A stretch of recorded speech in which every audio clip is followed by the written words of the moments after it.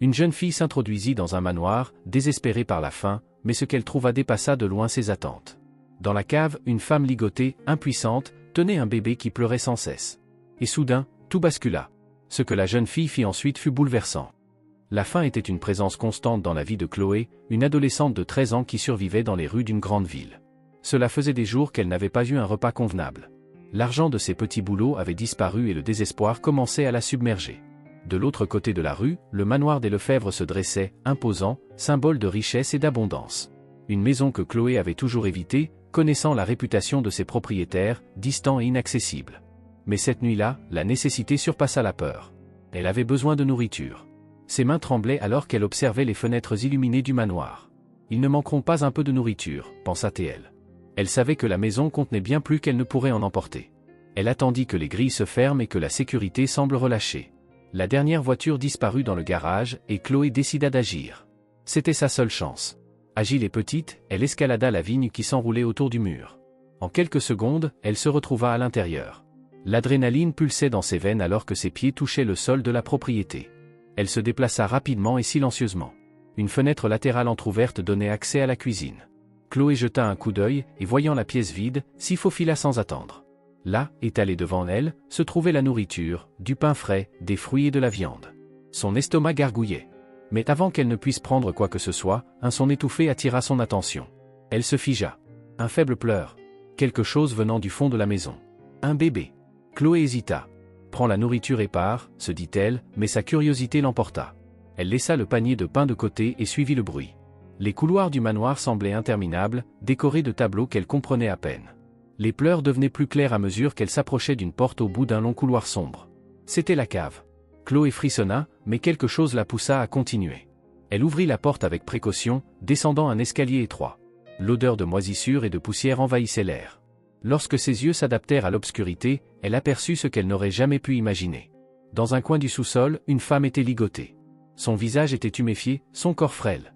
Dans ses bras, elle tenait un bébé qui pleurait doucement. « S'il vous plaît, aidez-moi » murmura la femme d'une voix tremblante et désespérée. Chloé resta figée, choquée. Elle était venue pour de la nourriture, mais elle avait trouvé quelque chose de bien plus sombre. Une femme enchaînée avec un bébé. L'instinct de fuir la submergea, mais le regard de la femme l'empêcha de partir. « Qui êtes-vous » chuchota Chloé. « Je m'appelle Hélène » répondit la femme avec difficulté. « Ils m'ont amené ici pour me vendre, s'il vous plaît, sauvez mon enfant » L'air du sous-sol semblait peser sur la poitrine de Chloé. Sa tête tournait, envahie de questions et de peur. Elle n'arrivait pas à croire ce qu'elle voyait. Une femme ligotée, blessée, avec un bébé en pleurs dans les bras, tous deux visiblement désespérés. La scène était si surréaliste qu'elle se demanda un instant si elle n'était pas en train de rêver. Mais les pleurs du bébé étaient bien réels, tout comme la douleur dans les yeux d'Hélène. « S'il vous plaît » répéta la femme d'une voix défaillante, « vous devez m'aider. Ils vont me vendre. » Chloé fit un pas en arrière, confuse et effrayée. « Vendre ? Qui vous a fait ça » réussit-elle à articuler, sa voix à peine audible. Elle regarda autour d'elle, s'attendant presque à ce que quelqu'un surgisse à tout moment pour l'attraper. Hélène baissa les yeux vers le bébé qui sanglotait doucement dans ses bras. Elle essaya de le calmer, mais sa faiblesse était évidente. « Les Lefebvre » murmura Hélène. « J'étais leur gouvernante. Je m'occupais de la maison, je faisais tout pour eux, jusqu'à ce qu'ils découvrent que j'étais enceinte. Quand ils ont su que je n'avais ni famille, ni endroit où aller, ils ont décidé de me vendre, comme une marchandise. » Les yeux de Chloé s'agrandirent, incapable de comprendre ce qu'elle entendait. Le nom des Lefebvre avait toujours été synonyme de pouvoir et de richesse. Mais l'idée qu'ils puissent être impliqués dans quelque chose d'aussi cruel la paralysait. « Marchandise ? Comment ça » demanda-t-elle d'une voix hésitante. « Ils trafiquent » expliqua Hélène d'une voix brisée. « Ils font ça à ceux qui n'ont nulle part où aller. Moi, je suis la prochaine. Ils vont m'enlever mon enfant ?» Les paroles frappèrent Chloé comme un coup de poing. L'air de la cave semblait plus dense, suffocant. Tout ce qu'elle pensait savoir sur les Lefebvre s'effondrait. Elle regarda Hélène et le bébé, sentant le poids de la décision qu'elle devait prendre. Elle pouvait simplement fuir, tout laisser derrière elle et se sauver. Après tout, personne ne savait qu'elle était là. Si elle était capturée, qui sait ce qu'il lui ferait? Mais la femme, et le bébé? Comment pouvait-elle les abandonner en sachant ce qui les attendait? « Je ne peux pas rester ici » murmura Chloé, plus à elle-même qu'à Hélène. « Je ne sais pas quoi faire. » Hélène leva la tête, ses yeux suppliants. « Je sais que tu n'as rien à voir avec ça, petite, mais tu es la première personne que je vois qui n'est pas avec eux. Si tu pars, ils m'emmènent demain, et mon bébé, je ne peux pas le laisser tout seul. » Chloé fit quelques pas dans la cave, se frottant les mains nerveusement. Chaque fibre de son corps lui criait de fuir, de partir tant qu'elle en avait encore la chance. Après tout, elle n'était qu'une fille de 13 ans. Que pouvait-elle faire contre une famille si puissante? Mais en même temps, une partie d'elle, celle qui avait survécu dans les rues et savait ce que c'était que d'être abandonnée, ne pouvait ignorer l'appel d'Hélène. Commença Chloé, mais sa voix se brisa. Elle ne savait pas quoi dire. Comment puis-je t'aider? Hélène la regarda, surprise de voir une lueur d'espoir dans ses yeux. Tu dois sortir d'ici et trouver quelqu'un qui pourra nous tirer de ce manoir. Ce n'est pas sûr pour toi ici. Les Lefebvre n'hésiteront pas à te faire du mal s'ils apprennent que tu essaies de nous aider. Mais si tu arrives à prévenir quelqu'un, un journaliste peut-être, ou n'importe qui à l'extérieur, quelqu'un qui pourra exposer ce qu'ils font, tu pourrais nous sauver tous les deux. Chloé sentit la panique monter en elle. Avertir quelqu'un? Exposer les Lefebvre? Cela lui paraissait une tâche impossible. Elle n'était qu'une fille. Qui la croirait? Qui l'écouterait? Elle ressentit presque une pointe de colère envers Hélène pour lui demander quelque chose d'aussi risqué. Mais en regardant à nouveau le bébé, sa respiration douce et fragile, Chloé savait qu'elle ne pouvait pas simplement fuir. Je ne connais personne, répondit-elle en luttant contre la pression qui pesait sur ses épaules. Mais peut-être que je peux essayer de trouver quelqu'un. Si tu pars maintenant, ils ne sauront pas que tu es venu ici, dit Hélène d'une voix pressante. Tu as encore une chance de t'enfuir avant qu'ils ne s'en aperçoivent. Chloé regarda l'escalier qui la mènerait de nouveau à la surface, à la liberté. La faible lumière qui entrait par la porte ouverte semblait promettre une sortie sûre.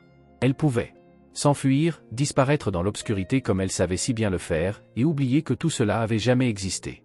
Mais quelque chose au fond d'elle, une petite voix insistante, lui disait qu'elle ne pourrait jamais vivre avec elle-même si elle fuyait. Elle inspira profondément, sentant le poids de sa décision sur chaque cellule de son corps. Je vais essayer de revenir, dit-elle enfin, avec une détermination nerveuse. Mais je ne peux rien promettre. Je ne suis qu'une fille. Je n'ai aucune idée de comment je vais faire ça. Hélène ferma les yeux un instant, des larmes coulant sur ses joues. Le fait que tu essaies déjà est plus que ce que quiconque a fait pour nous. Chloé jeta un dernier regard à la femme et au bébé avant de se retourner et de courir hors de la cave. Son esprit bouillonnait tandis qu'elle montait les escaliers et parcourait à nouveau les couloirs du manoir. La panique envahissait ses pensées. Elle devait sortir, et vite. Le manoir était grand et labyrinthique, mais elle suivit le chemin qu'elle avait emprunté à l'allée, passant par la cuisine jusqu'à atteindre la fenêtre latérale par laquelle elle était entrée. L'air frais de la nuit la frappa dès qu'elle fut dehors. Son cœur battait encore à tout rompre alors qu'elle traversait le jardin, escaladant la vigne pour se retrouver de l'autre côté du mur. Ses mains glissèrent une fois, mais elle se rattrapa de justesse, sentant l'adrénaline courir dans ses veines. Enfin, elle était dehors. Sauvée, du moins, l'espérait-elle. Elle s'arrêta pour reprendre son souffle, jetant un dernier regard au manoir avant de disparaître dans les rues sombres. Ce qui avait commencé comme une simple tentative de voler de la nourriture s'était transformé en quelque chose de bien plus grand. Maintenant, Chloé était impliquée dans un sombre et dangereux mystère, bien au-delà de tout ce qu'elle aurait pu imaginer. Elle courut jusqu'à l'endroit où elle avait l'habitude de se cacher la nuit, un petit coin dans une ruelle près du centre-ville. Ses mains tremblaient encore et son cœur battait trop fort pour se calmer. Les paroles d'Hélène résonnaient dans son esprit. Ils m'ont amené ici pour me vendre. Qui ferait ça? Comment une famille si riche et respectée pouvait-elle être impliquée dans quelque chose d'aussi terrible? Chloé savait qu'elle ne pouvait pas résoudre cela toute seule. Elle devait trouver quelqu'un pour l'aider, quelqu'un qui pourrait croire l'incroyable histoire qu'elle avait à raconter. Mais qui? Elle ne connaissait pas beaucoup de monde, et les rares personnes qu'elle connaissait ne pourraient rien faire contre les Lefebvre. Ils étaient bien trop puissants. Puis, un nom lui vint à l'esprit, Valérie Duval, une journaliste connue pour enquêter sur les scandales et la corruption dans la ville. Elle apparaissait parfois dans les journaux, dénonçant des politiciens et des hommes d'affaires corrompus. Peut-être, juste peut-être, pourrait-elle croire à son histoire. Chloé inspira profondément, essayant de calmer le tourbillon de panique qui l'assaillait encore. Elle avait besoin d'un plan. Elle irait chercher Valérie. Le lendemain matin, Chloé se réveilla avec un sentiment d'urgence qui la fit se lever d'un bond de son abri de fortune. L'image d'Hélène et du bébé emprisonné ne quittait pas son esprit. Elle avait à peine dormi, ces quelques heures de sommeil hantées par la pensée que chaque minute passée rapprochait Hélène et son enfant d'un destin cruel. Elle ne pouvait plus attendre. Elle devait trouver Valérie Duval. Chloé savait où se trouvait le bureau de Valérie. Ce n'était pas dans un grand immeuble appartenant à un conglomérat médiatique, mais dans une petite salle d'un quartier animé de la ville. Valérie avait construit sa réputation comme une journaliste indépendante courageuse, dévouée à exposer la corruption et les crimes des élites de la ville. Si quelqu'un pouvait aider Chloé, c'était bien elle. Le chemin jusqu'à son bureau fut difficile. Chloé se fondait dans la foule, évitant les regards suspicieux. Chaque pas semblait durer une éternité, mais enfin, elle arriva devant le modeste immeuble où travaillait Valérie. Le nom de la journaliste était gravé sur une plaque en verre simple, apposée sur la porte, Valérie Duval, journalisme actif. Chloé inspira profondément, sentant l'angoisse monter. Et si Valérie ne la croyait pas? Elle n'était qu'une enfant, sans preuve tangible, et cette histoire sonnait comme un récit de film d'horreur. Mais elle n'avait pas d'autre choix. Elle frappa à la porte. Une voix ferme et concentrée résonna de l'intérieur. « Entrez !» Chloé ouvrit la porte lentement. Le petit bureau était encombré de piles de papier, d'articles de journaux et de photographies. Derrière un bureau débordant de documents, une femme aux cheveux bruns, attachée en un chignon rapide, tapait frénétiquement sur son ordinateur. Valérie Duval, la journaliste qui avait défié politiciens et chefs d'entreprise, leva à peine les yeux lorsque Chloé entra. « Vous pouvez vous asseoir, » dit Valérie sans la regarder. « Si c'est pour une plainte, j'aurai besoin de détails. » Chloé déglutit, sentant la tension dans l'air. Elle tira une chaise et s'assit, tordant ses mains nerveusement sur ses genoux, incertaine de comment commencer. « J'ai besoin de votre aide, » commença-t-elle, sa voix basse et hésitante. « Il y a une femme et un bébé, ils sont retenus prisonniers dans un manoir. Ils vont être vendus. » Valérie arrêta de taper. Le silence qui suivit sembla durer une éternité. Finalement, la journaliste leva lentement les yeux, se concentrant sur la jeune fille assise devant elle. Chloé sentit le regard rapide et critique de Valérie, comme si elle la jaugeait, décidant si elle pouvait lui faire confiance. « Vendu ?» répéta Valérie, visiblement sceptique. « Vous parlez de quoi ?» Chloé acquiesça, ses doigts tremblant légèrement. « Oui, la famille Lefebvre. J'ai vu, ils ont une femme, Hélène, enfermée dans leur sous-sol avec son bébé. Ils ont dit qu'ils allaient les vendre, mais je ne sais pas à qui. » Le nom Lefebvre capta immédiatement l'attention de Valérie. Elle se redressa dans sa chaise, ses yeux se plissant d'intérêt. « La famille Lefebvre » dit-elle avec un rire sec, sans joie. « Vous êtes en train de me dire qu'une des familles les plus puissantes de la ville est impliquée dans un trafic d'êtres humains ? Et vous, une jeune fille sans aucun lien, vous avez découvert cela par hasard ?» Chloé mordit sa lèvre, sentant la méfiance de Valérie peser sur elle. « Je sais ce que ça paraît, mais c'est la vérité. Je n'avais pas l'intention de découvrir cela. Je cherchais juste de la nourriture, et je suis entré dans le manoir. C'est là que j'ai entendu le bébé pleurer, et j'ai trouvé Hélène. Elle m'a tout raconté. » Valérie resta silencieuse un moment, ses yeux fixés sur Chloé, tentant de discerner quelque chose derrière ses mots. Y avait-il de la vérité dans cette histoire ou n'était-ce qu'une invention ? « Pourquoi je devrais vous croire ?» demanda finalement Valérie, croisant les bras. « Vous avez des preuves ?» Chloé secoua la tête, ses joues rougissant de frustration et de peur. « Non, je n'ai pas de preuves. Mais j'ai vu le bébé, j'ai vu Hélène ligoter. Elle m'a supplié de l'aider, et si vous ne faites rien, ils vont les vendre. » Valérie se pencha en avant, regardant Chloé droit dans les yeux. « Vous savez ce qui se passe quand quelqu'un porte une accusation sans preuve contre des gens puissants comme les Lefebvre ? Vous disparaissez. Ou pire, vous êtes discrédité et ruiné. Je le sais parce que j'ai déjà exposé des gens comme eux. Mais sans preuve, sans rien de solide, je risque de tout perdre. » Chloé sentit le désespoir l'envahir. Elle était venue jusqu'ici dans l'espoir que Valérie serait sa sauveuse, mais elle réalisait maintenant que la journaliste était aussi hésitante que n'importe qui face à une histoire aussi dangereuse. « Alors, vous allez laisser faire ? Laisser ces gens continuer à vendre des personnes comme si c'était des marchandises. » Valérie frotta ses yeux, visiblement en proie à un conflit intérieur. La jeune fille devant elle semblait sincère, mais le risque de s'engager dans quelque chose sans fondement était immense. Elle avait l'habitude de prendre des risques, mais cela nécessitait plus que de simples paroles. Pourtant, quelque chose dans l'intensité de Chloé la fit réfléchir à nouveau. « Écoutez, » dit Valérie finalement, adoucissant légèrement sa posture. « Je ne peux rien vous promettre. Mais si ce que vous dites est vrai, je dois le voir de mes propres yeux. Ce n'est qu'à ce moment-là que je pourrai faire quelque chose. » Chloé cligna des yeux, surprise. « Vous allez m'aider ?» Valérie haussa les épaules, se levant de sa chaise. « Je vais enquêter. Si quelqu'un est effectivement retenu là-bas, la vérité finira par éclater. » Chloé ressentit une vague de soulagement. Peut-être, juste peut-être, elles avaient une chance. Les deux attendirent jusqu'à la nuit, lorsque l'activité au manoir des Lefebvre se fit plus calme. Valérie, experte en infiltration, conseilla à Chloé de porter des vêtements sombres et discrets. Le plan était simple, elle se ferait passer pour des employés temporaires, comme celles que le manoir engageait souvent pour de grands événements. Avec Valérie à ses côtés, Chloé se sentit un peu plus en sécurité, bien que son cœur battît encore fort de nervosité. Elles arrivèrent au manoir, et à la surprise de Chloé, Valérie ne sembla pas avoir de difficulté à convaincre le garde qu'elles étaient là pour des services de ménage nocturne. Le pouvoir de la confiance, combiné au courage de Valérie, semblait ouvrir des portes. Dès qu'elles furent à l'intérieur, Valérie jeta un coup d'œil autour d'elle, analysant chaque détail de la propriété. « Où as-tu vu Hélène ?» murmura Valérie en marchant à pas feutrés dans la maison.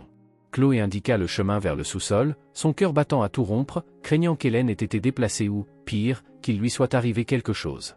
Mais à son grand soulagement, en s'approchant du sous-sol, elles entendirent de nouveau les pleurs étouffés du bébé. Hélène était toujours là. Valérie descendit les escaliers en premier, tandis que Chloé faisait le guet. Le son des pas de Valérie fut avalé par le silence pesant du sous-sol. Quand Chloé la suivit, elle trouva la journaliste accroupie près d'Hélène, qui pleurait de soulagement en voyant que Chloé avait tenu sa promesse. « Mon Dieu » murmura Valérie en voyant Hélène ligoter, avec le bébé toujours dans ses bras. Ce n'était plus une simple histoire. C'était réel. Valérie s'approcha lentement, posant une main douce sur l'épaule d'Hélène. « Je suis Valérie Duval, journaliste. Chloé m'a parlé de toi.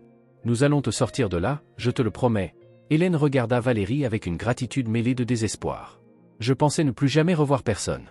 S'il vous plaît, ne les laissez pas nous emmener. » Valérie fit signe à Chloé de surveiller les escaliers pendant qu'elle échangeait quelques mots rapides avec Hélène. La gravité de la situation était maintenant claire, c'était une affaire d'êtres humains. Valérie voyait des signes évidents de ce qu'Hélène avait enduré, et la présence d'un bébé en captivité rendait la situation d'autant plus choquante. « Ils allaient vraiment te vendre ?» demanda Valérie, confirmant ce que Chloé avait déjà dit. Hélène hocha la tête, des larmes coulant sur ses joues. « Ils vendent des femmes, des enfants, à ceux qui paient le plus cher. Je n'étais qu'une gouvernante, mais quand ils ont découvert que je n'avais pas de famille, ils en ont profité. Maintenant, ils veulent prendre mon fils. » Valérie ferma les yeux un instant, digérant la cruauté de la situation. Elle avait entendu des histoires de trafic auparavant, mais voir de ses propres yeux à quel point c'était réel, surtout dans le manoir d'une des familles les plus riches de la ville, la touchait profondément. « Nous devons partir d'ici avant que quelqu'un ne se rende compte de quelque chose, » déclara Valérie en attrapant Chloé par le bras. « Nous devons maintenant planifier comment exposer cela au monde. » Le poids de ce qu'elle venait de découvrir pesait encore lourdement sur Valérie. Les images d'Hélène, ligotées dans le sous-sol des Lefebvre, et les pleurs du bébé ne quittaient pas son esprit. Ce qu'elle était sur le point de découvrir allait bien au-delà d'une simple dénonciation. Cela impliquait l'une des familles les plus influentes de la ville dans un sombre réseau de trafic humain. Chloé regardait Valérie taper frénétiquement sur son ordinateur, essayant de comprendre comment une famille aussi influente pouvait être mêlée à une affaire aussi atroce. Les Lefebvre avaient suffisamment de pouvoir pour échapper à de nombreux crimes, mais maintenant, elles avaient besoin de preuves solides pour exposer leur réseau. Valérie s'arrêta de taper et se tourna vers Chloé. « J'ai fait quelques recherches.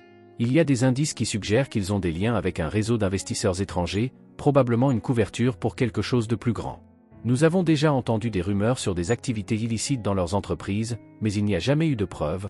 Donc, c'est vrai, ils les vendent vraiment ?» demanda Chloé d'une voix basse. Valérie soupira, visiblement fatiguée. « Nous n'avons pas encore de preuves concrètes, mais tout semble l'indiquer. Hélène a besoin de plus que nos paroles pour être sauvée. Nous devons obtenir des documents ou des enregistrements qui prouvent leur implication. » Otto Lefebvre, le patriarche de la famille, était craint pour son influence sur les politiciens et les autorités. Pour faire tomber quelqu'un comme lui, de simples rumeurs ne suffiraient pas.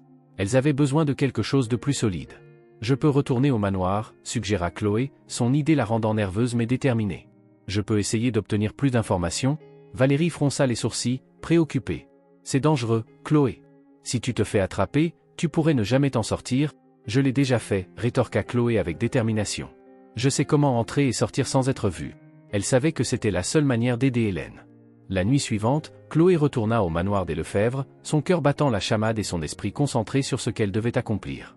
Elle suivit le même chemin sur le côté de la maison, escaladant la vigne et entrant par la fenêtre entr'ouverte. Le manoir semblait plus animé que la veille, des voix résonnant dans la salle principale. Otto Lefebvre était assis dans un fauteuil en cuir, entouré de deux hommes inconnus.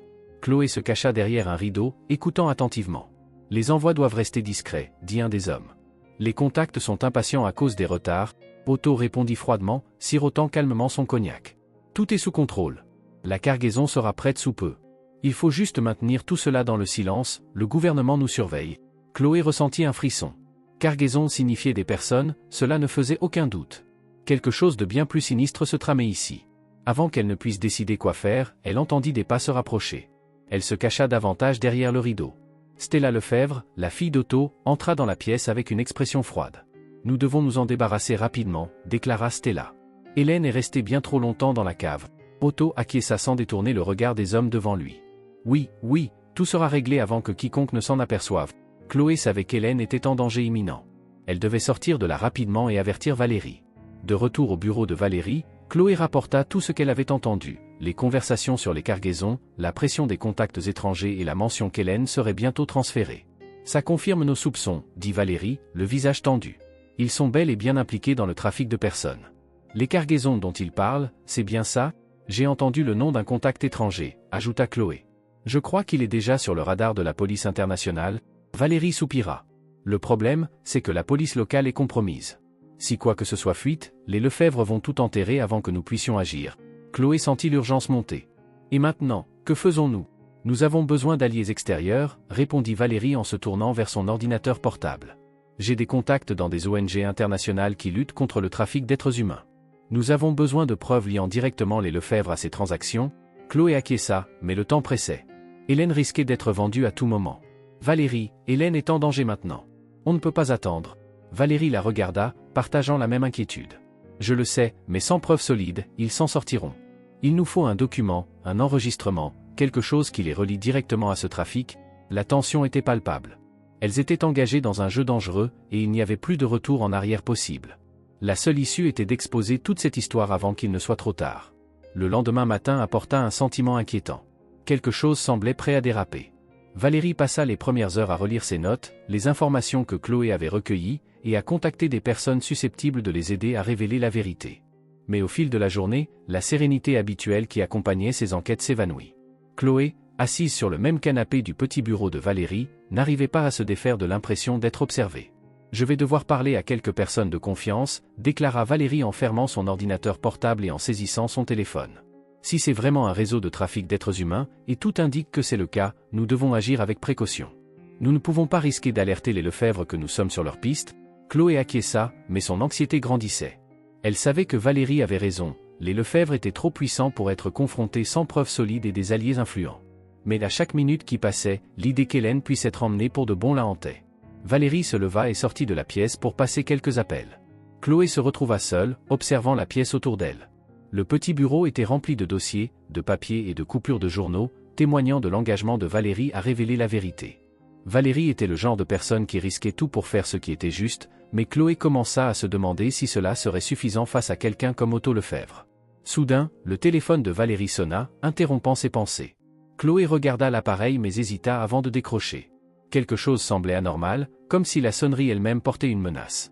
Quand le téléphone sonna pour la 3e fois, Chloé répondit finalement. « Allô » dit-elle d'une voix incertaine.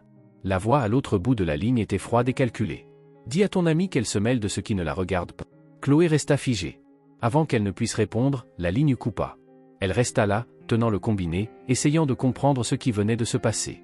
Lorsque Valérie revint dans la pièce, Chloé était pâle, les yeux écarquillés. « Qui a appelé » demanda Valérie, remarquant l'expression de Chloé. « Je pense que quelqu'un sait que nous enquêtons » répondit Chloé, la voix tremblante. « Ils ont dit que tu te mêlais de ce qui ne te regardait pas » Valérie s'immobilisa, et la tension dans l'air devint palpable. Ce n'était pas la première fois qu'elle recevait des menaces pendant une enquête, mais quelque chose dans cette situation la rendait plus nerveuse.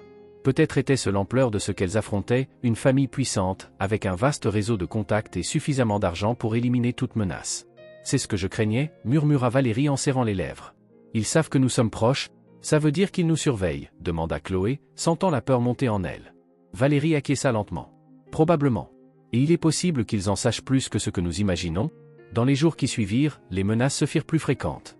Valérie reçut des courriels anonymes contenant des avertissements pour qu'elle abandonne l'enquête, ainsi que des messages vagues laissant entendre que des conséquences graves surviendraient si elle continuait.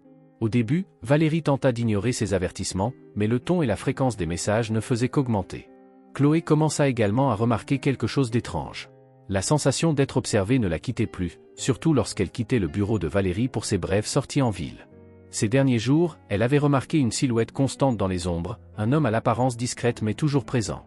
Parfois, il se trouvait à un coin de rue lorsqu'elle achetait quelque chose à manger, ou bien de l'autre côté de la rue lorsqu'elle retournait au bureau. Un après-midi, alors qu'elle revenait en hâte après une sortie rapide pour chercher de la nourriture, Chloé aperçut de nouveau l'homme. Cette fois, il était suffisamment près pour que leurs regards se croisent brièvement. Il lui sourit, un sourire froid et menaçant qui la poussa à accélérer le pas. Chloé courut jusqu'au bureau de Valérie, refermant la porte derrière elle avec force. « Valérie, je crois que quelqu'un me suit » dit-elle, tentant de reprendre son souffle. Valérie fronça les sourcils. « Te suivre ? Comment ça ? Il y a un homme. Je l'ai vu plusieurs fois ces derniers jours. Il est toujours là, quelque part. Aujourd'hui, il m'a suivi de nouveau. Je n'imagine pas ça, Valérie. » Valérie resta silencieuse un instant, réfléchissant. Ce n'était pas inhabituel que, lors d'enquêtes de cette nature, des agents de surveillance soient utilisés pour intimider ou même récolter des informations. Mais savoir que Chloé était suivie l'inquiétait. Si les Lefebvre suivaient déjà Chloé, ils se préparaient peut-être à agir. Ça signifie qu'ils savent que nous sommes près de les exposer, dit Valérie, se frottant le menton. Et ils essaient de nous intimider avant que nous ne puissions faire quoi que ce soit. Chloé se tenait là, le cœur battant à tout rompre. Que fait-on maintenant ? Nous ne pouvons pas abandonner maintenant, répondit Valérie avec fermeté. S'ils sont si inquiets au point de nous suivre et de nous menacer, c'est parce qu'ils ont peur de ce que nous pourrions découvrir. Mais nous devons aussi être prudentes. Je vais contacter des amis pour m'assurer que nous sommes en sécurité. En attendant, tu devras être plus discrète que jamais. À mesure que les menaces continuaient de s'intensifier, Valérie savait que le temps leur manquait. La peur que les Lefebvre puissent agir contre elle, ou pire, contre Hélène, la poussait à accélérer ses investigations. Elle savait que Chloé subissait une pression immense, mais la jeune fille restait déterminée à sauver Hélène et le bébé. Valérie décida de contacter l'un de ses alliés les plus fiables, un avocat spécialisé dans les affaires de corruption, qui avait également des liens avec des ONG internationales luttant contre le trafic d'êtres humains. Il pourrait être la clé pour garantir qu'au moment d'exposer les Lefebvre, l'affaire attirerait immédiatement l'attention internationale, retirant le contrôle des mains des autorités locales. « Chloé, je vais avoir besoin que tu restes ici, au bureau, pendant un moment, » dit Valérie un matin en se préparant à partir. « Je vais rencontrer mon contact. Nous devons nous assurer d'avoir des soutiens avant de faire quoi que ce soit de plus gros. » Chloé acquiesça, mais son inquiétude ne la quittait pas. Chaque jour qui passait, la menace semblait se rapprocher. Le danger était bien réel, et l'idée que les Lefebvre puissent anticiper leurs mouvements rendait Chloé nerveuse. Cet après-midi-là, Chloé était assise sur le canapé, feuilletant les coupures de journaux que Valérie avait laissées sur la table. Chaque article semblait pointer vers un scandale différent, tous ayant quelque chose en commun, des puissants tombants, exposés par des journalistes comme Valérie. Mais les Lefebvre étaient différents. Ils étaient une institution dans la ville, intouchables par les forces qui faisaient habituellement tomber les politiciens ou les dirigeants d'entreprise. Soudain, on frappa violemment à la porte. Chloé se figea, son cœur battant la chamade. Valérie avait dit qu'elle serait absente un moment, et personne d'autre ne savait qu'elle se trouvait là. Son instinct l'alerta du danger. Silencieusement, elle se leva et s'approcha de la porte. « Chloé » appela une voix grave et familière. Elle reconnut la voix avant même de jeter un œil par la petite fenêtre en verre. C'était l'homme qui la suivait. Il était là, de l'autre côté de la rue, debout sur le trottoir, attendant une réaction. Chloé fit un pas en arrière, le cœur battant à tout rompre. Elle savait qu'elle ne pouvait pas rester là. Le danger était proche. Et s'il l'avait suivi jusqu'au bureau de Valérie, cela signifiait qu'ils étaient encore plus près de découvrir ce qu'elle faisait. Elle devait partir, se cacher. Valérie revint plus tard, le visage tendu et préoccupé, consciente que les menaces commençaient à affecter son travail. Mais en entrant dans le bureau et en constatant que Chloé n'était pas là, quelque chose se brisa en elle. « Chloé » appela-t-elle, en regardant autour d'elle. Le silence qui suivit la laissa paralysée. L'esprit de Chloé tournait alors qu'elle courait dans les rues de la ville, tentant d'échapper à l'homme qui la suivait. Sa respiration était haletante, son cœur battait si fort qu'elle pensait qu'il allait exploser. En un instant, tout semblait s'effondrer autour d'elle. Valérie était absente, l'homme l'avait retrouvée, et maintenant, elle devait disparaître avant qu'il ne l'attrape. Elle se glissa dans une ruelle étroite, essoufflée, et se cacha derrière une poubelle. Fermant les yeux un instant, elle essaya de contrôler la panique qui la consumait. Elle savait qu'il se rapprochait de découvrir ce qu'elle et Valérie faisaient, et avec Hélène et le bébé en danger, le temps leur était compté. Elle ne pouvait pas échouer. Elle ne pouvait pas laisser les Lefebvre gagner.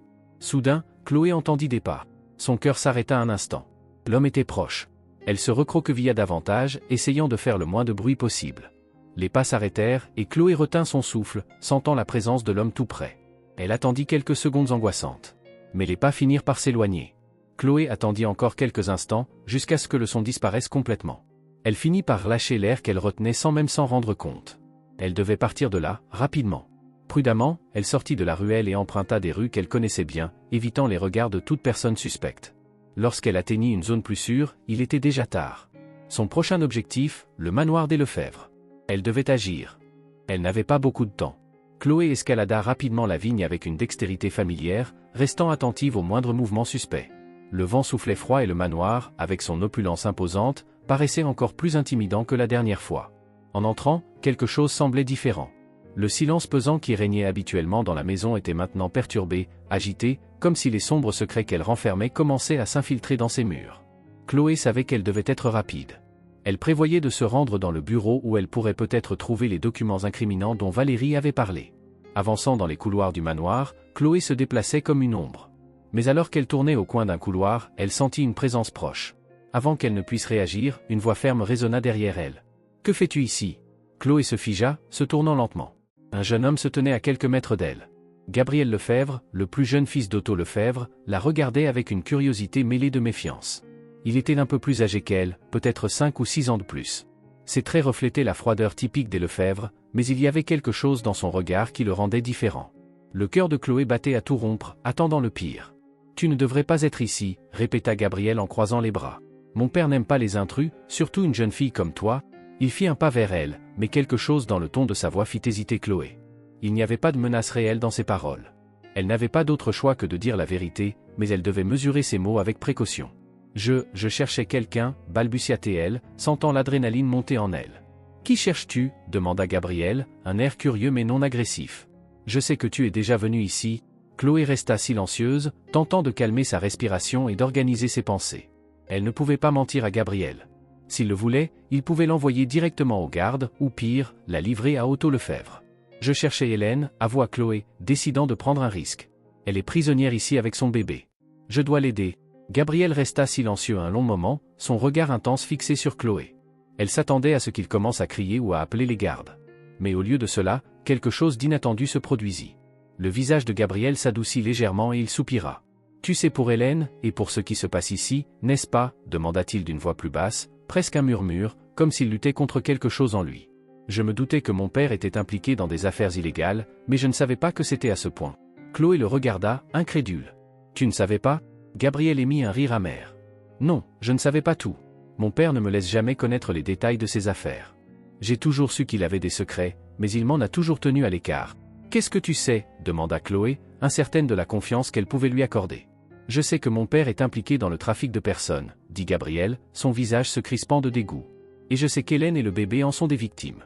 Mais je n'imaginais pas que c'était à une telle échelle. » Gabriel jeta un coup d'œil autour de lui, comme pour s'assurer que personne ne les écoutait, puis s'approcha de Chloé. « Viens avec moi, murmura-t-il. Chloé, bien que réticente, n'avait pas d'autres options. Elle suivit Gabriel à travers les couloirs du manoir jusqu'à une salle verrouillée qu'elle n'avait jamais vue auparavant. Gabriel sortit une clé de sa poche et ouvrit la porte, révélant un bureau caché, rempli de dossiers, de classeurs et d'une grande table en bois massif. « Ce sont les dossiers de mon père, expliqua-t-il en se dirigeant vers une étagère et en retirant un classeur épais. J'ai toujours su qu'il y avait quelque chose de louche dans ces affaires. Certaines transactions n'ont jamais fait de sens. Il disait toujours que c'était des investissements étrangers, mais je pense que maintenant nous savons ce qu'ils sont réellement. » Chloé regarda autour d'elle, impressionnée par la quantité de documents. Gabriel ouvrit le classeur et commença à le feuilleter. « Regarde, dit-il en lui tendant des papiers. Des contrats internationaux. Des sommes d'argent énormes transférées vers des comptes offshore, des envois. » Chloé examina les documents, bien que la plupart du jargon juridique lui échappât. Mais une chose était claire, ce n'était pas qu'un petit réseau. C'était quelque chose de bien plus grand. Hélène et le bébé n'étaient que la partie émergée de l'iceberg. « Est-ce que c'est tout ?» demanda Chloé, abasourdie. Gabriel hocha la tête, sombre. « Mon père est bien plus dangereux que tu ne l'imagines. Si tu pensais qu'il n'était impliqué que dans la vie d'une ou deux personnes, tu te trompes. Il est au cœur d'un réseau international de trafic de femmes, d'enfants, et probablement d'autres choses encore. » Chloé sentit son estomac se nouer. Ce qui avait commencé comme une tentative d'aider une femme et un bébé se révélait être une lutte contre quelque chose de bien plus sinistre et complexe. Elle s'assit sur une des chaises, tentant de digérer ce que Gabriel venait de lui dire. « Pourquoi tu m'aides ?» demanda-t-elle, toujours méfiante. « Tu fais partie de cette famille. Tu n'as pas peur de ce qui pourrait arriver si ton père découvre que tu me racontes tout ça ?» Gabriel se retourna pour la regarder, les yeux durs. « Je méprise ce que fait ma famille. Je n'ai jamais été comme eux. Depuis que j'ai découvert ce qui se passe vraiment ici, j'essaie de trouver un moyen de m'en sortir, de tout exposer. Mais je ne peux pas le faire seul. »« Tu savais pour Hélène ?» demanda Chloé, la voix basse. Gabriel hésita. « Je savais qu'il y avait quelqu'un dans le sous-sol, mais je n'ai jamais vu son visage jusqu'à maintenant. Mon père garde ses secrets sous clé. Même moi, son propre fils, il ne me fait pas confiance. Mais maintenant que tu es impliqué, peut-être que nous pouvons le faire tomber ensemble ?» Chloé observa Gabriel, tentant de lire dans ses pensées. Il était difficile de croire que le fils d'Otto Lefebvre, un jeune homme issu d'une des familles les plus puissantes de la ville, risquerait tout pour l'aider. Elle voulait lui faire confiance, mais les avertissements de Valérie résonnaient dans son esprit. Prudence. Les Lefebvre sont des traîtres. Je ne peux pas faire ça seule, admit Chloé finalement. J'ai une alliée. Une journaliste, Valérie Duval. Mais nous avons besoin de plus que ça. Nous avons besoin de preuves qui lient directement ton père à tout ça. Gabriel hocha la tête. Les documents que je t'ai montrés sont un début, mais ils ne suffiront pas à le faire tomber. Il y a une pièce où il garde tout ce qui est le plus important. Les preuves dont nous avons besoin sont là, j'en suis sûr. Chloé fronça les sourcils. Et comment allons-nous entrer dans cette pièce ? Je sais où elle est, et comment y entrer, répondit Gabriel, sa voix se remplissant d'une détermination croissante. Mais si nous entrons là-dedans, il n'y aura plus de retour en arrière. Si mon père découvre ce que nous faisons, il nous détruira. Chloé prit une profonde inspiration. Les paroles de Gabriel n'étaient pas une menace vide de sens. Otto Lefebvre avait le pouvoir et les moyens d'anéantir quiconque osait se dresser sur son chemin. Mais Chloé n'avait pas le choix. Si elle voulait sauver Hélène et le bébé, si elle voulait révéler ce qui se passait vraiment dans ce manoir, elle devait tout risquer. On va le faire, dit-elle finalement, sa voix empreinte de fermeté.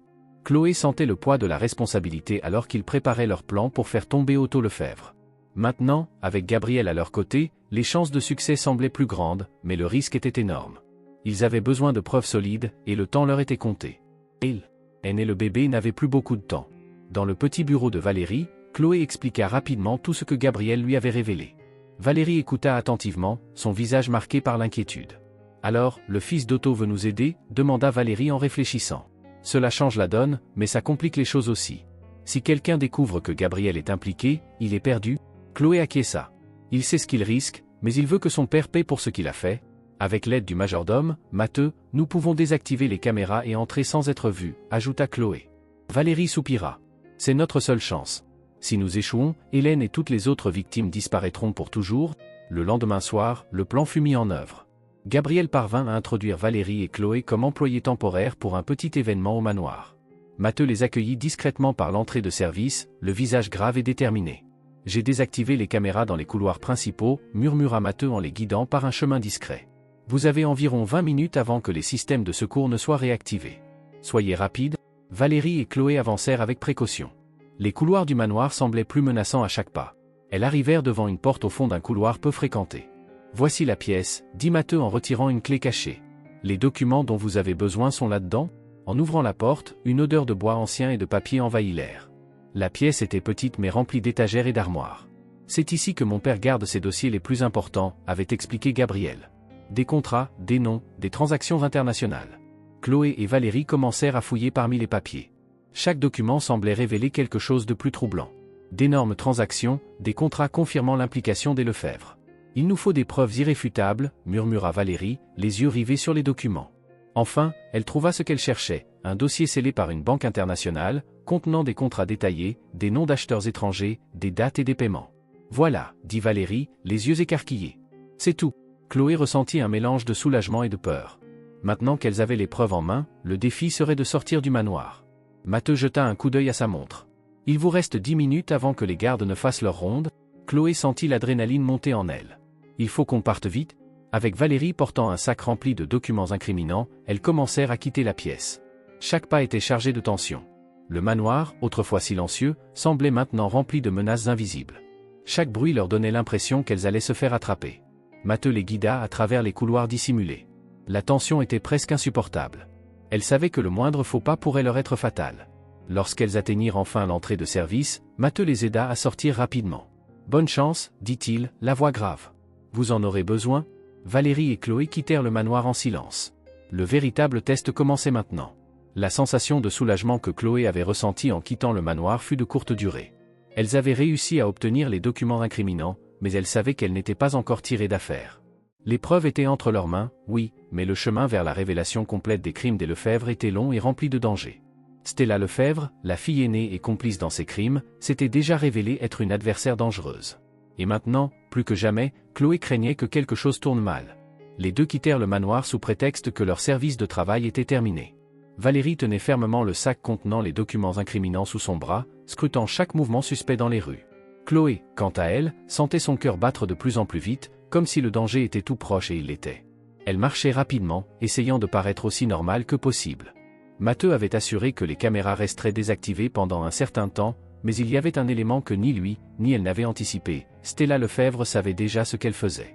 Ce matin-là, Stella avait remarqué quelque chose d'inhabituel dans la routine de la maison. Elle sentait que quelque chose clochait, mais ne pouvait encore l'identifier clairement. Cependant, lorsqu'elle remarqua que Gabriel passait plus de temps que d'habitude hors de la maison et que Matteux semblait plus distrait, ses soupçons grandirent. Puis, quand les caméras de sécurité tombèrent mystérieusement en panne pendant la nuit, ses soupçons furent confirmés. Elle passa des heures à examiner les enregistrements de sécurité, cherchant tout indice, mais ce qu'elle trouva fut encore plus troublant, l'absence totale d'images pendant une période spécifique. Ce n'était pas une simple défaillance technique, quelqu'un avait désactivé les caméras. Mais qui ? Immédiatement, elle soupçonna Matteux. « Imbécile », murmura-t-elle en analysant les enregistrements. Le majordome, qui avait toujours semblé en retrait par rapport aux affaires de la famille, était en réalité bien plus impliqué qu'elle ne l'avait pensé. Et Gabriel, son frère, toujours si distant, cachait également quelque chose. Stella n'était pas devenue la femme la plus puissante de la famille Lefebvre sans être méthodique. Elle commença à surveiller de plus près les mouvements de Matteux et de Gabriel. C'est alors qu'elle vit quelque chose d'inattendu, Chloé et Valérie, déguisées, pénétrant dans le manoir. Cela confirma ses soupçons. Elles étaient en train de tenter de voler quelque chose. Immédiatement, Stella prépara un plan. Elle les laisserait croire qu'elles avaient réussi à s'échapper, mais en réalité, elle comptait les piéger là où elles n'auraient jamais l'occasion d'exposer quoi que ce soit. Alors que Chloé et Valérie s'éloignaient du manoir, une sensation croissante d'être observée s'empara de Chloé. Elle jeta un coup d'œil à Valérie, qui semblait elle aussi agitée, mais elles continuèrent de marcher. « Nous sommes presque en sécurité, » murmura Valérie. « Je crois qu'on a réussi. » Pendant un bref instant, Chloé ressentit un élan d'espoir. Elles avaient les preuves, elles étaient presque hors de portée des Lefebvre et allaient enfin pouvoir révéler leur crime. Mais avant qu'elles ne puissent répondre, une voiture noire ralentit à leur hauteur. Valérie fronça les sourcils et tira Chloé plus près du trottoir, essayant de s'éloigner, mais la voiture s'arrêta brusquement devant elle, et deux hommes en sortirent rapidement, leur bloquant le chemin. « Chloé, cours !» cria Valérie en poussant la jeune fille en arrière. Chloé fit quelques pas rapides en arrière, mais avant qu'elle ne puisse s'échapper, un autre homme apparut derrière elle, saisissant son bras. Valérie tenta de se défendre, mais fut rapidement maîtrisée par les hommes, qui étaient manifestement des gardes du manoir. Au milieu de la confusion, une troisième voiture arriva, et la portière arrière s'ouvrit. Stella Lefebvre en sortit, un sourire glacial aux lèvres. « Vous pensiez pouvoir simplement sortir de ma maison ?» demanda-t-elle d'une voix froide, mais imprégnée d'un certain plaisir cruel. « Vous avez sous-estimé ma famille ?» Valérie lutta, mais fut immobilisée par les gardes.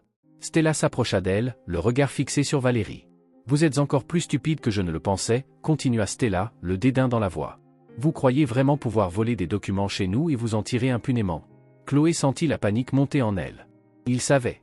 Stella avait découvert tout leur plan. « Vous allez payer pour ça », déclara Stella avant de faire signe à ses gardes. « Ramenez-les au manoir. Nous avons des amis qui vous attendent ?» Chloé et Valérie furent poussées dans la voiture, les gardes les surveillant de près. Le trajet de retour au manoir fut un cauchemar sans fin. Chloé tentait de garder son calme, mais les mots de Stella résonnaient dans son esprit. Si Stella savait ce qu'elle faisait, alors Hélène et le bébé étaient probablement eux aussi en grand danger.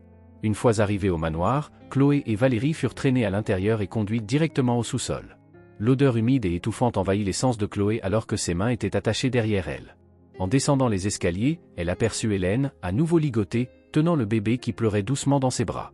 Hélène leva les yeux lorsqu'elle les vit entrer et comprit immédiatement ce qui se passait. « Non, non !» murmura Hélène, essayant de protéger le bébé. Stella entra juste derrière elle, observant la scène avec un sourire triomphant. « Vous pensiez pouvoir me tromper ?» dit-elle en toisant les trois femmes. « Je savais depuis le début que quelque chose ne tournait pas rond. Vous croyez vraiment pouvoir détruire ma famille?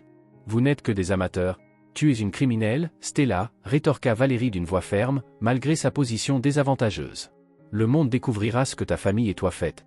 Vraiment. » Stella croisa les bras et s'approcha de Valérie avec un dédain évident. « Et comment comptes-tu faire cela, Valérie? Vas-tu crier la vérité depuis ce sous-sol? Parce que c'est ici que tu vas rester, jusqu'à ce que tout soit terminé. » Chloé luttait contre ses liens, mais c'était inutile. Elles étaient piégées exactement où Stella les voulait. « Mon père est un homme puissant », continua Stella en parcourant lentement la pièce du regard. « Il a de nombreux contacts. Vous croyez que ce petit jeu d'espionnage va changer quoi que ce soit? Vous vous trompez lourdement. Cette ville est remplie de gens qui nous doivent des faveurs. Vous n'avez nulle part où aller? Gabriel sait ce qui se passe, dit Chloé, tentant désespérément de semer le doute dans l'esprit de Stella. Il va nous aider? Le sourire de Stella vacilla un instant, mais elle le reprit rapidement. Gabriel? Ce faible ne peut rien contre nous. Il n'a pas le courage de défier cette famille. Et même s'il le faisait, qui le croirait?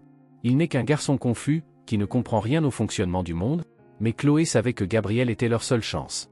S'ils pouvaient faire quoi que ce soit pour contrecarrer les plans de Stella, elles avaient encore une chance. Stella, quant à elle, était convaincue d'avoir le contrôle. « Laissez-les ici un moment », ordonna-t-elle aux gardes. « Je vais régler ce petit problème avec mon père. Quand nous reviendrons, elles seront prêtes à disparaître pour toujours. » Avec un dernier regard de mépris, Stella quitta la pièce, laissant Chloé, Valérie, Hélène et le bébé enfermés dans le sous-sol. Le silence qui suivit était oppressant, et Chloé sentit le désespoir peser sur elle comme une lourde pierre. « Nous allons sortir d'ici », murmura Valérie, sa voix plus faible maintenant. « Je ne sais pas encore comment, mais nous allons y arriver. » Chloé regarda Hélène, qui semblait complètement brisée, essayant de calmer le bébé qui pleurait toujours. Elle ne pouvait pas abandonner, mais le temps leur était compté. Le silence dans le sous-sol semblait éternel. Soudain, un léger bruit à la porte fit relever la tête de Chloé. Pendant un instant, elle pensa qu'un des gardes revenait pour les chercher, mais elle réalisa rapidement que quelque chose n'allait pas. La clé tourna silencieusement dans la serrure, et ce qui se produisit ensuite fit bondir le cœur de Chloé. Gabriel entra discrètement dans la pièce, suivi de près par Matteux. Tous deux se déplaçaient rapidement, leurs visages tendus. Gabriel tenait une clé et se précipita pour libérer Valérie tandis que Matteux commençait à défaire les liens de Chloé. « Vous devez sortir d'ici maintenant, murmura Gabriel, ses yeux remplis d'urgence. Ma sœur ne tardera pas à revenir, et quand elle se rendra compte de ce que nous avons fait, il sera trop tard. » Valérie se leva, frottant ses poignets endoloris, et regarda Gabriel avec un mélange de surprise et de soulagement. « Je pensais que tu ne pouvais pas nous aider, murmura-t-elle. « J'ai promis que je vous aiderais, répondit Gabriel d'une voix ferme, mais nous n'avons pas beaucoup de temps. Ma sœur est peut-être occupée avec mon père pour l'instant, mais les gardes ne vont pas tarder à revenir. Nous devons être rapides. » Chloé regarda Hélène, qui semblait en état de choc. Elle aida Matteux à défaire les liens de la jeune femme tandis que le bébé continuait de sangloter doucement dans ses bras. « Tout va bien se passer, murmura Chloé à Hélène. Nous allons sortir d'ici, tous ensemble. » Enfin libéré, Gabriel leur fit signe de le suivre. Matteux va désactiver les alarmes de sortie. Il faut être silencieux et rapide. Si quelqu'un nous voit, nous n'aurons pas de seconde chance. Ils sortirent du sous-sol en silence, les mains tremblantes, le cœur battant à tout rompre. Chaque pas semblait un risque. Gabriel menait le groupe tandis que Matteux restait en arrière pour s'occuper des systèmes de sécurité. Le manoir était presque silencieux, seulement perturbé par le lointain écho de conversations et de pas. Chloé sentait qu'à tout moment, un garde pouvait surgir, et tout s'arrêterait là. La peur imprégnait chacun de leurs mouvements, mais la détermination de sauver Hélène et le bébé surpassait tout. Lorsqu'ils atteignirent enfin le couloir principal, là où le risque était le plus grand, Chloé jeta un coup d'œil à Gabriel, qui leur fit signe de se cacher derrière un mur. Il se pencha pour observer les environs. 2 gardes patrouillaient l'entrée principale, et la seule sortie se trouvait juste derrière eux. Valérie s'approcha de Gabriel, chuchotant « Il faut les distraire. Nous ne pourrons pas passer sans qu'ils nous voient ?» Gabriel acquiesça et une idée se forma dans son esprit. « Je vais les distraire. Quand je vous donnerai le signal, vous courez sur le côté jusqu'à la porte de service. Matteux sera là pour désactiver la dernière alarme. Tu es sûr que tu y arriveras ?» demanda Chloé, inquiète. Gabriel lui lança un regard déterminé. « J'ai déjà fait ça avant. Ne t'en fais pas. » Avant que quiconque puisse protester, Gabriel sortit de derrière le mur et se dirigea vers les gardes. Ils se redressèrent en le voyant approcher, mais ne semblaient pas méfiants. Après tout, Gabriel était le fils d'Otto. « Bonsoir, messieurs, dit-il d'une voix ferme mais détendue. Ma sœur m'a demandé de vérifier quelque chose avec vous. Il y a quelque chose d'inhabituel dehors ? Vous pourriez aller vérifier la zone à l'arrière ?» Les gardes échangèrent des regards sceptiques. « La zone à l'arrière ?» Gabriel hocha la tête. « Stella veut que vous alliez voir. Ce n'est probablement rien, mais elle s'inquiète. Peut-être que l'un des capteurs est défectueux ?» Les hommes hésitèrent, puis finirent par obéir. Les 2 femmes quittèrent le manoir sous prétexte que leur service était terminé. Valérie tenait fermement le sac contenant les documents incriminants sous son bras, son regard vigilant scrutant chaque mouvement suspect. Chloé, de son côté, sentait son cœur battre à toute allure, comme si le danger était toujours proche et il l'était. Elle marchait dans les rues, essayant de paraître aussi naturelle que possible. Matteux avait assuré que les caméras resteraient désactivées pour un temps, mais un détail échappait à tous les 3, Stella Lefebvre savait déjà ce qu'elle faisait. Stella avait remarqué des anomalies dans la routine du manoir dès le matin. Quelque chose n'allait pas, bien qu'elle ne puisse encore l'expliquer. Lorsqu'elle constata que Gabriel passait plus de temps hors de la maison et que Matteux semblait plus distrait, ses soupçons grandirent. Quand les caméras de sécurité tombèrent en panne cette nuit-là, cela confirma ses doutes. Elle passa des heures à réviser les enregistrements de sécurité et découvrit l'absence de séquences pendant une période spécifique. Ce n'était pas une défaillance technique, quelqu'un avait désactivé les caméras. Mais qui ? Elle suspecta immédiatement Matteux. « Idiote » murmura-t-elle en examinant les enregistrements. Puis, elle se mit à surveiller de plus près Gabriel et Matteux, et c'est ainsi qu'elle surprit Valérie et Chloé, déguisées, entrant dans le manoir. Cela confirma ses soupçons, elle tentait de voler quelque chose. Pendant ce temps, Valérie et Chloé, accompagnées d'Hélène, couraient aussi vite que possible le long du manoir. Matteux les attendait déjà à la porte de service, la clé en main. Il ouvrit la porte, jetant des regards nerveux par-dessus son épaule, vérifiant que personne n'était là. Le dernier obstacle restait le portail de sécurité. Matteux tapa rapidement sur le clavier à côté du portail, désactivant les alarmes et les caméras. « Maintenant » murmura-t-il, « allez-y ». Valérie, Chloé et Hélène passèrent rapidement le portail, enfin hors du manoir. Mais elles n'étaient pas encore en sécurité. L'adrénaline courait toujours dans leurs veines alors qu'elles dévalaient les rues sombres, craignant à chaque instant d'être suivies. « Et maintenant, où allons-nous » demanda Chloé, tentant de reprendre son souffle. « J'ai un contact » répondit Valérie avec fermeté. « Un endroit sûr, au moins pour l'instant ?» Elles continuèrent de courir jusqu'à ce qu'elles atteignent une ruelle où une voiture discrète était garée. Valérie aida rapidement Hélène à s'installer à l'arrière, tandis que Chloé gardait un œil sur les alentours. Matteux ne les accompagna pas, il devait rester pour s'assurer que la fuite ne soit pas détectée immédiatement. Une fois tout à bord, Valérie démarra le moteur et s'éloigna en trombe de la ruelle, gardant son calme et sa concentration. Le silence dans la voiture était pesant. Hélène, assise à l'arrière avec son bébé endormi, pleurait silencieusement. Chloé posa la main sur son épaule. Nous avons réussi. Vous êtes en sécurité maintenant, mais Valérie, gardant les yeux sur la route, savait qu'elle n'était pas encore libre. Nous avons réussi à fuir le manoir, mais les Lefebvre ne laisseront pas passer ça. Ils viendront nous chercher, surtout quand ils se rendront compte de ce que nous avons emporté. Chloé regarda le sac que Valérie serrait contre elle, contenant les documents incriminants. Ces papiers étaient la clé pour faire tomber les Lefebvre, mais aussi la raison pour laquelle elles seraient traquées sans relâche. Si elles étaient capturées, il n'y aurait aucune pitié. Nous devons faire vite, dit Valérie en accélérant. Nous allons nous rendre à un endroit sûr, où nous pourrons nous cacher et organiser la suite. À cette heure-ci, Stella a probablement déjà découvert que vous avez fui. Nous ne pouvons pas perdre de temps. Le trajet à travers la ville sembla interminable, Valérie évitant les quartiers trop fréquentés, conduisant vers un endroit où elle savait qu'elle serait en sécurité. Son contact était quelqu'un qui travaillait avec elle sur des affaires délicates, un allié fiable, en dehors de l'influence des Lefebvre. Après près d'une heure de route silencieuse, elles arrivèrent dans une maison isolée, à la périphérie de la ville. L'endroit était simple et discret, mais Valérie était sûre qu'il était sûr. Ici, personne ne nous trouvera pour un temps, dit Valérie en ouvrant la porte. Pendant que nous sommes ici, nous pouvons planifier la suite. Elles descendirent de la voiture et entrèrent dans la maison. Hélène, visiblement soulagée d'être dans un endroit sûr, tenait son bébé endormi, et la tension dans ses épaules commença enfin à se relâcher. Chloé, toujours nerveuse, observa les alentours mais sentit un peu de poids se détacher de ses épaules. Elles avaient réussi à s'échapper, pour l'instant. Valérie, toujours attentive, savait que la bataille n'était pas encore terminée. Maintenant que nous sommes en sécurité, nous devons agir vite, déclara-t-elle. Nous avons les preuves, mais il faut les divulguer au plus vite. Les Lefebvre doivent déjà être en mouvement pour tenter de nous retrouver. Que faisons-nous maintenant ? Demanda Chloé. Valérie posa le sac de documents sur la table et regarda Chloé et Hélène. La guerre contre les Lefebvre commence maintenant. Et nous ne pouvons pas échouer. Dès l'aube, Valérie, Chloé et Hélène, désormais dans un lieu sécurisé, commencèrent à élaborer leur plan d'action. Les preuves qu'elles avaient risqué leur vie pour obtenir étaient entre leurs mains, et il était temps d'exposer la vérité. Otto Lefebvre et sa famille avaient longtemps échappé à la justice, mais maintenant, elles avaient ce qu'il fallait pour les faire tomber. Nous devons être rapides et intelligentes, déclara Valérie, étalant les documents sur la table. Si nous attendons trop longtemps, ils peuvent nous retrouver, et nous savons qu'ils ont les moyens de tout étouffer. Hélène, encore visiblement bouleversée, s'assit à côté de Chloé, son bébé enfin endormi en sécurité dans ses bras. « Tu penses que ce sera suffisant pour les arrêter ?» demanda-t-elle, sa voix tremblante d'incertitude. « Ces documents sont plus que suffisants, répondit Valérie avec détermination.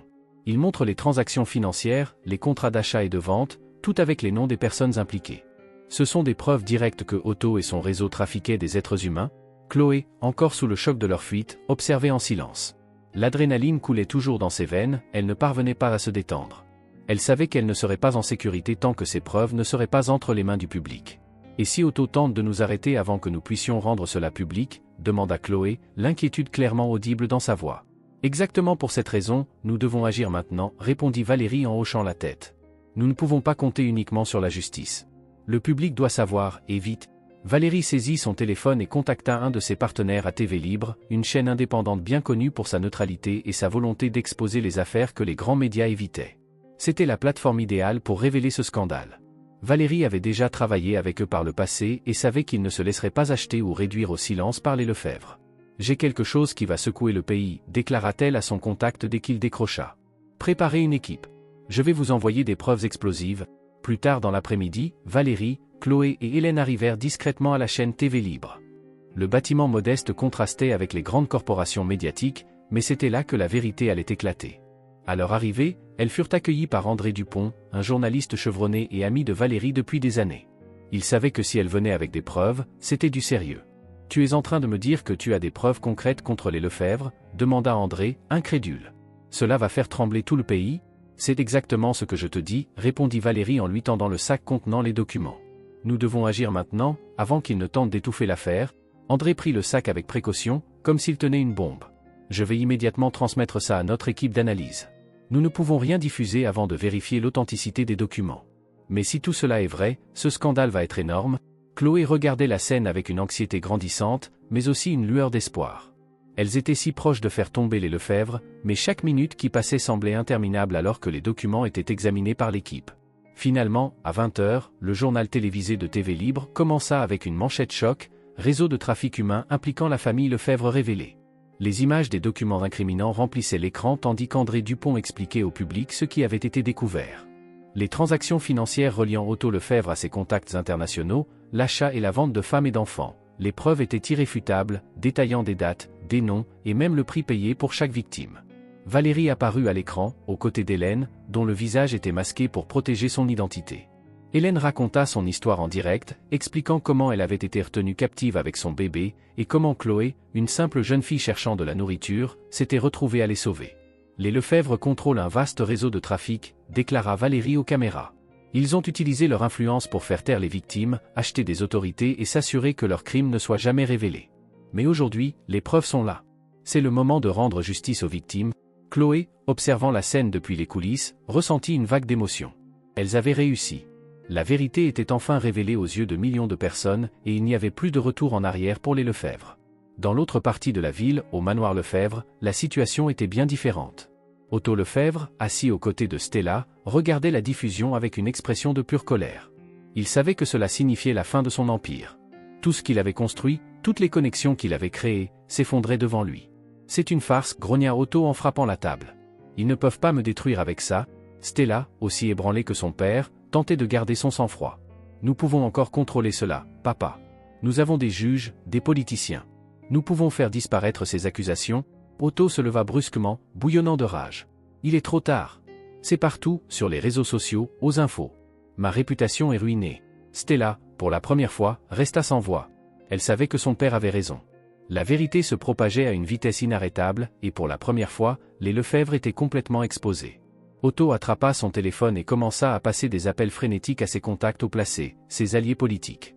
Tous tentaient désespérément de minimiser les dégâts, mais la pression publique était déjà trop forte. Les preuves étaient accablantes, et personne n'oserait risquer sa propre réputation pour défendre les Lefèvre. Dans les rues de la ville, la nouvelle se propageait comme une traînée de poudre. Des foules se rassemblaient, protestant contre la corruption et les crimes de l'élite. Les Lefèvre étaient tombés de leur piédestal, et le pays tout entier était sous le choc. Valérie, aux côtés de Chloé et Hélène, observait la réaction du public avec un mélange de soulagement et d'inquiétude. La vérité était sortie, mais le chemin vers la justice ne faisait que commencer. C'est seulement le début, dit Valérie, avec une note de gravité dans la voix. Nous avons encore un long chemin à parcourir. Ils vont essayer de riposter d'une manière ou d'une autre, mais maintenant, le monde sait qui ils sont réellement. Hélène, tenant toujours son bébé, sentit les larmes couler le long de ses joues. Ce n'était pas la fin de sa douleur, mais le commencement d'une nouvelle vie. Merci, dit-elle d'une voix brisée en regardant Valérie et Chloé. Vous avez sauvé nos vies? Chloé regarda Hélène, et pendant un instant, elle ressentit tout le poids de ce qu'elle venait de traverser. Ce qui avait commencé comme une quête désespérée de survie pour elle s'était transformé en la révélation de l'un des plus grands scandales du pays. La sensation de justice était libératrice, mais la peur persistait. Elle savait que les Lefèvre n'abandonneraient pas si facilement. Valérie serra la main de Chloé, un geste silencieux de soutien et de gratitude. Tu as fait bien plus que quiconque n'aurait pu imaginer, dit-elle.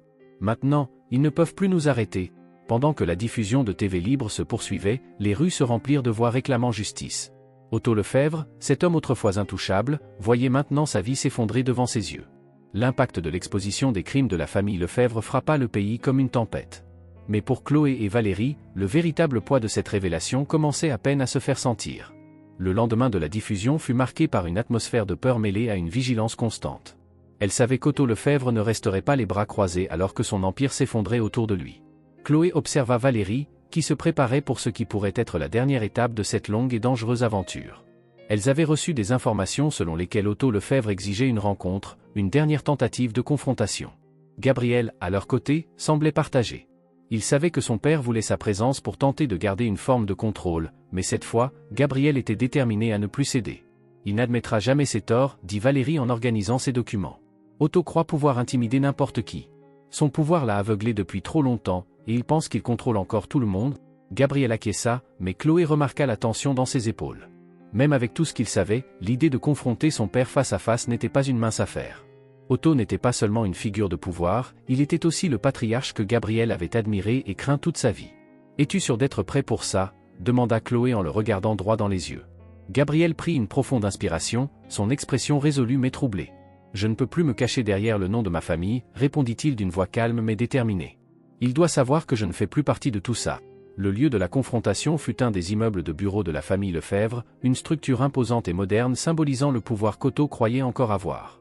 Gabriel, Chloé et Valérie arrivèrent ensemble, accompagnés d'une petite équipe de sécurité de l'émission. La tension dans l'air était palpable. Otto Lefebvre les attendait dans une vaste salle de réunion, dont les immenses fenêtres offraient une vue impressionnante sur la ville. Il était assis en bout de table, la posture rigide, mais Chloé pouvait voir les signes d'usure. L'arrogance qu'il affichait autrefois avec tant de fierté semblait maintenant un bouclier fragile, prêt à se fissurer. « Alors, nous y voilà, » dit Otto, d'une voix aussi glaciale que l'atmosphère qui l'entourait. « Vous pensez avoir détruit tout ce que j'ai bâti avec une simple émission de télévision? Quelle erreur ridicule !» Valérie fut la première à répondre. « Ce n'était pas une simple émission, Otto. C'était la vérité. Et maintenant, tout le pays sait qui vous êtes vraiment. » Otto ricana avec mépris, mais son rire sonnait creux. « La vérité ? Ce que vous appelez la vérité n'est rien de plus qu'une attaque orchestrée par des médias désespérés. Mes avocats s'occupent déjà de tout ça. Vous serez discrédité et oublié très bientôt. » Gabriel, qui était resté silencieux jusque-là, fit un pas en avant. « Papa, tu ne peux plus prétendre contrôler tout. C'est fini ?» Otto tourna lentement la tête vers son fils. Le regard qu'il lui lança était si perçant que Chloé en frissonna. « Gabriel, tu commets la plus grande erreur de ta vie. Je t'ai élevé pour que tu sois meilleur que ça, pour que tu comprennes la valeur de la famille. » « La famille, » répondit Gabriel, la douleur évidente dans sa voix. « Ce que tu as fait, ce que notre famille a fait, ne peut être justifié. Trafic humain, abus de pouvoir, destruction de vie. Tu as sacrifié tout cela pour le contrôle et la richesse, et maintenant, tu veux que je continue ce cycle de cruauté ?» Otto se leva, sa stature imposante dominant la pièce pour un instant. « Tu ne comprends toujours pas comment le monde fonctionne. On ne survit pas en étant faible. Tous ces idéaux idiots de justice que tu prônes ne te mèneront nulle part. Le monde appartient aux puissants, et je suis le plus puissant de tous. » Plus maintenant, dit Valérie en intervenant. « Le monde sait déjà ce que vous avez fait. Les preuves sont là, et il n'y a pas de retour en arrière possible. » Otto regarda Valérie avec mépris. « J'ai toujours su que tu serais une épine dans mon pied, Valérie. Mais même toi, tu ne peux pas lutter contre le système. Peu importe ce que tu penses avoir en ta possession, il y a toujours un moyen de réduire la vérité au silence. Un juge acheté ici, un politicien influent là-bas. La vérité est malléable. » « Pas cette fois, » répliqua Valérie, ferme. « Le public est de notre côté. Tes connexions peuvent retarder les choses, mais les preuves sont accablantes, et ton nom est à jamais terni. » Gabriel avança de nouveau, se rapprochant de son père. « J'ai longtemps essayé d'ignorer ce que tu faisais. J'ai essayé de justifier tes actes, de croire qu'il y avait une raison supérieure. Mais maintenant, je vois que tout ce que tu as construit repose sur la douleur et l'exploitation des autres. Ce n'est pas du pouvoir, c'est de la cruauté. » Otto plissa les yeux, sa voix devenant plus menaçante. « Tu regretteras de t'être retourné contre moi, Gabriel. Je suis ton père, et si tu continues sur cette voie, il n'y aura pas de retour possible. Tu ne seras rien sans la protection de notre nom. » Mais Gabriel, pour la première fois, ne flancha pas. « Je ne veux pas de cette protection. Je ne veux pas être comme toi. » Un silence lourd s'installa. Chloé pouvait sentir la lutte intérieure de Gabriel, mais elle savait qu'il avait fait son choix. Otto Lefebvre, cet homme qu'il avait admiré et craint toute sa vie, n'était plus qu'un tyran qu'il fallait abattre. Otto fit un pas vers Gabriel, sa colère palpable. « Si tu franchis cette porte en te dressant contre moi, il n'y aura pas de retour. Je ne serai plus ton père, et tu seras détruit, toi et tes nouveaux amis. » Valérie intervint avec fermeté. « Il ne sera pas détruit, car il est du bon côté de l'histoire, Otto. Ton temps est révolu. » Otto jeta un regard plein de colère vers Valérie, mais ne répondit pas. Le pouvoir qu'il croyait posséder n'avait plus le même effet. L'empire des Lefebvre s'effondrait, et il le savait. Peu importe à quel point il essayait de le nier, le contrôle qu'il exerçait sur Gabriel et sur le monde autour de lui se désintégrait. Enfin, Otto regarda Gabriel une dernière fois, avec un mélange de mépris et de tristesse. « Tu as toujours été faible. Un vrai Lefebvre ne se retournerait jamais contre sa propre famille. » Gabriel le fixa, la douleur et la colère se mélangeant dans son regard. « Je ne suis pas comme toi, et je ne le serai jamais. Et tu vas payer pour tout ce que tu as fait ?» Otto se tourna et se dirigea lentement vers la porte. « Nous verrons combien de temps vous tiendrez, » lança-t-il, ces mots étant une menace voilée. Lorsque la porte se referma derrière lui, l'atmosphère dans la pièce changea. Gabriel respira profondément, comme si un immense poids venait d'être levé de ses épaules. « Il ne s'arrêtera pas.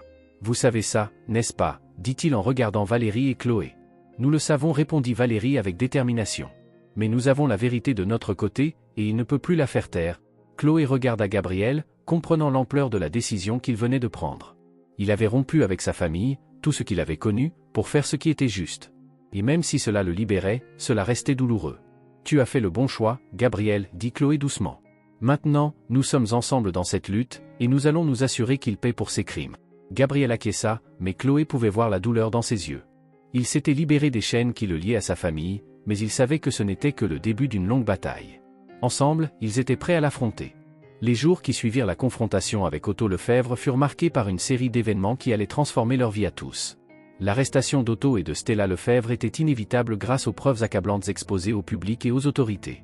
Le réseau de trafic qu'ils dirigeaient fut finalement démantelé, et les victimes commencèrent à être localisées et secourues. Les images d'Otto Lefebvre menotté et emmené par la police, son visage durci par l'humiliation, envahirent les écrans de télévision.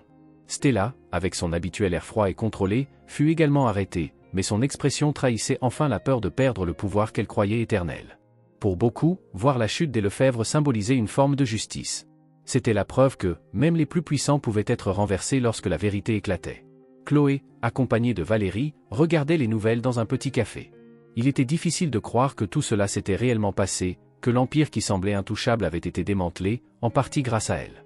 Ce voyage, qui avait commencé par une simple tentative de voler de la nourriture, l'avait entraînée dans une bataille contre l'un des plus grands réseaux criminels que le pays ait jamais connu. « Tu as fait quelque chose d'extraordinaire, Chloé, dit Valérie avec un sourire doux tout en buvant une gorgée de café. Sans toi, tout cela serait encore caché dans l'ombre. Chloé regarda Valérie, encore en train de tout assimiler. Je n'ai fait que ce qu'il fallait, répondit-elle avec humilité. Si je n'avais pas trouvé Hélène, je ne sais pas ce qui se serait passé. Mais tu l'as trouvée, répondit Valérie avec assurance. Et tu as fait plus que ce que quiconque aurait pu attendre. Maintenant, Hélène et son bébé sont en sécurité, et tant d'autres seront également libérés grâce à toi. Hélène et son bébé avaient été placés sous la protection d'une organisation internationale spécialisée dans les victimes de trafic humain. Elle commençait à reconstruire sa vie. Chloé pensait souvent à elle, se souvenant de l'expression de soulagement sur son visage lorsqu'elle avait appris qu'Otto et Stella étaient en prison. C'était une image que Chloé n'oublierait jamais. Ce qui compte maintenant, c'est que les victimes trouvent un nouveau départ, dit Valérie en observant la ville par la fenêtre du café. Et toi aussi, Chloé. Après tout ce que tu as traversé, tu mérites aussi un nouveau départ. Chloé sourit, mais il y avait encore une certaine agitation en elle. Malgré toutes les épreuves et le danger, quelque chose dans cette expérience avait éveillé en elle une nouvelle passion. Elle n'était plus la jeune fille qui était entrée dans la maison des Lefebvre en quête de nourriture. Elle était devenue quelqu'un qui avait affronté le pire de la société, contre toute attente, aidé à détruire un ennemi puissant. Je n'aurais jamais pensé me retrouver mêlée à quelque chose d'aussi grand, dit Chloé pensivement. Mais maintenant que c'est arrivé, je ne sais pas si je peux revenir à ma vie d'avant. Valérie la regarda avec tendresse. Tu n'as pas besoin de redevenir la même personne. En fait, je pense que tu as découvert quelque chose d'important sur toi-même. Tu as un talent naturel pour dénicher la vérité, Chloé. Ce n'est pas quelque chose qu'on apprend facilement. Peut-être devrais-tu en faire quelque chose. Comme devenir journaliste, demanda Chloé, légèrement nerveuse, avec un petit rire. Pourquoi pas, répondit Valérie, sérieuse. Tu as déjà l'instinct. Il ne te reste plus qu'à apprendre le côté technique, et ça, tu peux le faire. Le monde a besoin de plus de gens prêts à se battre pour la justice, à défendre ce qui est juste. Et je pense que tu serais parfaite pour ça. L'idée tourna dans l'esprit de Chloé pendant un moment. Devenir journaliste, comme Valérie? L'idée d'exposer la vérité, de se battre pour les victimes qui ne pouvaient pas se défendre, semblait si éloignée de sa réalité passée. Mais en même temps, cela faisait sens. Elle n'était plus cette fille invisible qui luttait pour survivre dans l'ombre de la ville. Elle avait trouvé un but, quelque chose de plus grand. Je crois que ça me plairait, dit enfin Chloé, un sourire timide se dessinant sur ses lèvres. Valérie sourit, visiblement satisfaite. Tu as un avenir brillant devant toi, Chloé. Je peux t'aider à commencer, mais le reste dépendra de toi.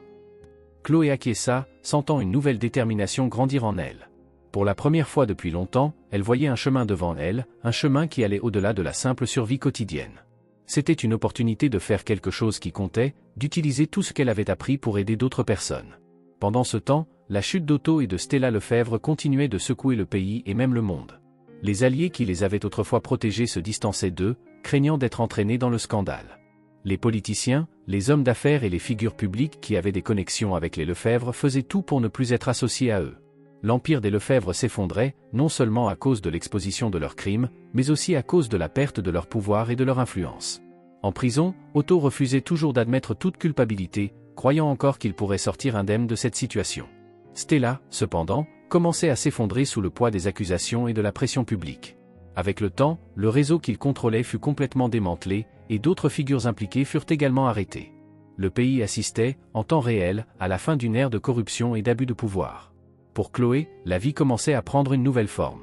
Avec l'aide de Valérie, elle réussit à s'inscrire dans une école où elle pouvait enfin étudier et poursuivre son nouveau rêve de devenir journaliste. Même si la vie restait difficile à bien des égards, elle avait maintenant un objectif, quelque chose pour lequel se battre.